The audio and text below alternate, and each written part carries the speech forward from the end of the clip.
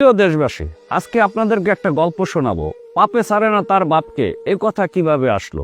এই দেশ একসময় ব্রিটিশরা শাসন করত। ব্রিটিশের শাসন আমলে রাজপ্রথা চালু ছিল। সে রাজ্যের রাজার নাম ছিল প্লাফ। উনি যখন রাজ্য সফরে বের হতো, রাজ্যের প্রজারা প্লাফ বলতে পারতো না, বলতো পাপ আসতেছে। রাজার ইজ্জতের ব্যাপার। উনি রাজ্য সফর শেষ করে রাজপ্রাসাদে এসে মন্ত্রীদের নিয়ে বৈঠক করলো, কি করে এই সমস্যা থেকে পার পাওয়া যায়। মন্ত্রিসভায় সিদ্ধান্ত হলো জনগণকে শুদ্ধ ভাষা শিখাইতে হবে। যে কথা সেই কাজ। উনি পুরো রাজ্যে ডাকডোল পিটিয়ে ঘোষণা করে দেওয়া হলো, আজ থেকে কেউ আংলা বলতে পারবে না, ডিম বলতে হবে।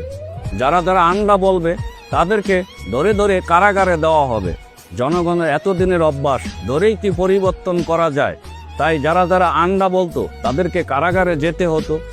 একদিন ভুলক্রমে পূর্ব রাজাও আন্ডা বলে ফেলছিল। আইন সবার জন্য সমান, ওনাকেও কারাগারে যেতে হয়েছে। ওই দেখে রাজ্যের প্রজারা বলল, ওই দেখ, পাপে তার বাপকেও ছাড়ে না। সেই থেকে এই দেশে প্রচলিত প্রবাদ বাক্য, পাপে ছাড়ে না তার বাপকে।